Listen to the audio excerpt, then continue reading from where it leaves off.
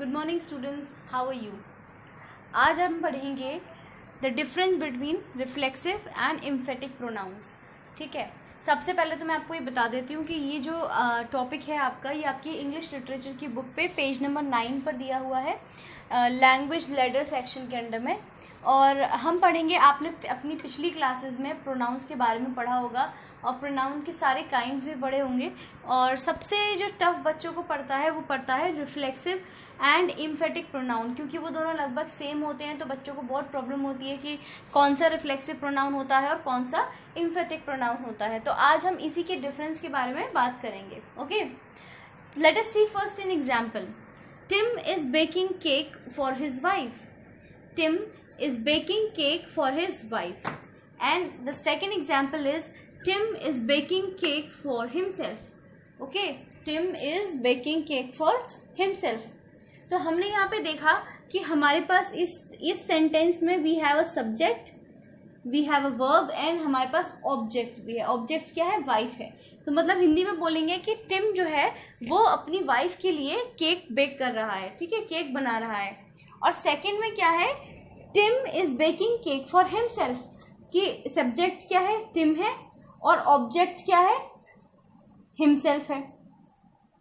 तो हिंदी में मतलब क्या हुआ कि जो टिम है वो अपने लिए ही केक बना रहा है। तो एक तरीके से हमारा सब्जेक्ट भी टिम हो गया। और अगर हम यहाँ पे हिमसेल्फ ना लगाएं तो हिमसेल्फ कौन है? किसकी बात हो रही है? टिम की बात हो रही है ना। तो अब ये तो नहीं लिखेंगे कि Tim is baking cake for Tim. ठीक है, तो इसीलिए हमने बार बार उसका नाम इस्तेमाल करने की जगह हमने क्या लिख दिया यहाँ पे? हिमसेल्फ। हमने ये प्रोनाउन यहाँ पे ऐड कर दिया, हिमसेल्फ। तो हमने क्या देखा? A reflexive pronoun is used when the object is same as its subject. Reflexive pronoun जो होते हैं वो कब इस्तेमाल होते हैं? जब किसी भी सेंटेंस का सब्जेक्ट और ऑब्जेक्ट दोनों सेम होते हैं। जैसे कि इसमें टिम जो था वही सब्जेक्ट है और वही ऑब्जेक्ट है। हिमसेल्फ भी कौन है? टिम है। वो अपने खुद के लिए केक बना रहा है, तो ऑब्जेक्ट भी वो खुद ही हुआ। ठीक है, तो जो रिफ्लेक्सिव प्रोनाउन होता है वो कब यूज होएगा? जब किसी सेंटेंस में सब्जेक्ट और ऑब्जेक्ट दोनों बराबर होते हैं, बिल्कुल सेम होते हैं, तब आप यहाँ पे रिफ्लेक्सिव प्रोनाउन लगाएंगे।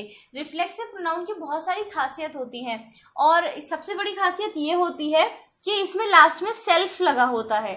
Himself, herself, ourselves, yourself, themselves, ये इस तरीके से। ठीक है, तो सेल्फ लगा होता है, पहली चीज ये है।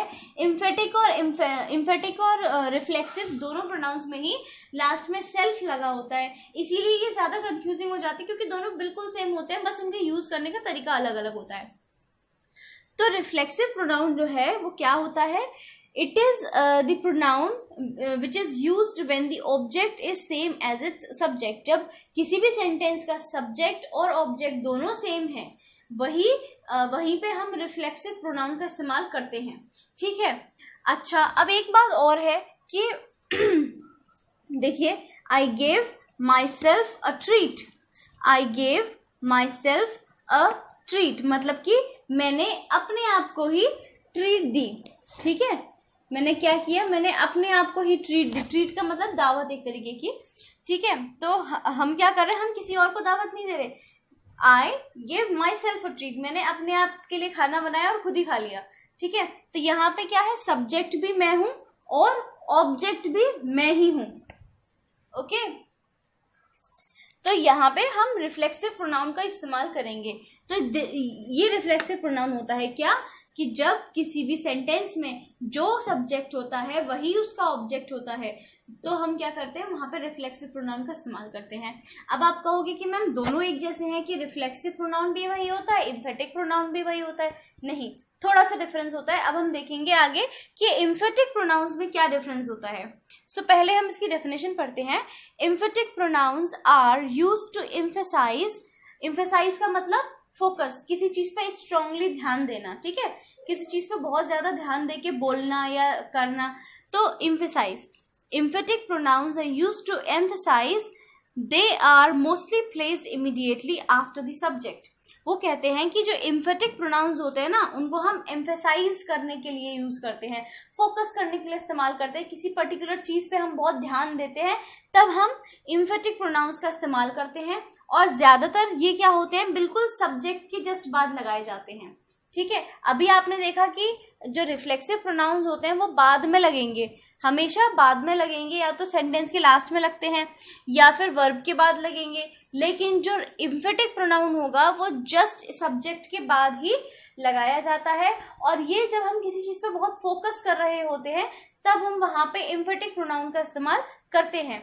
ठीक है, जैसे कि I myself baked this cake, I myself bake this cake. तो यहाँ पे इसका मतलब ये नहीं कि मैंने अपने लिए केक बनाया, नो, यहाँ पे सेंटेंस का मतलब है कि मैंने अपने आप ये केक बनाया है। यहाँ पे केक बनाना इंपॉर्टेंट नहीं है, एक्सक्यूज मी, लेकिन जरूरत यहाँ पे जरूरी क्या है कि ये जो केक है ये मैंने खुद से बनाया है। तो अब खुद बनाने पे आप ज्यादा ध्यान दे रहे हैं, इसलिए आपने यहाँ पे माई सेल्फ लिखा है। ठीक है, तो ज्यादातर ये हमेशा क्या होएगा कि ये जो है ये सब्जेक्ट के बाद में प्लेस किए जाते हैं। रिफ्लेक्सिव प्रोनाउन सब्जेक्ट के बाद नहीं प्लेस किए जाते, या तो वो एंड में प्लेस किए जाते हैं या फिर वो मेनली वर्ब के बाद प्लेस किए जाते हैं। डिफरेंस छोटा सा यही है कि जो रिफ्लेक्सिव प्रोनाउन होता है उसमें वो तब यूज होता है जब ऑब्जेक्ट और सब्जेक्ट बिल्कुल सेम होते हैं, एक ही होते हैं।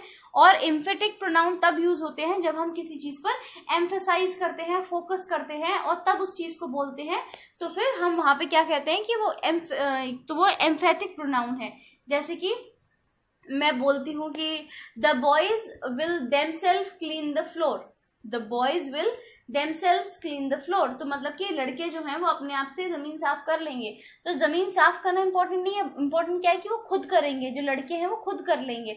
तो इसीलिए एम्फेटिक प्रोनाउंस में तब यूज होते हैं जब हम किसी चीज पे फोकस करते हैं, एम्फेसाइज करते हैं। आई होप कि आपको ये समझ आया होगा। इसके बाद मैं आपको एक एक्सरसाइज कराऊंगी जिससे कि आप इसे और अच्छे से कर पाओगे।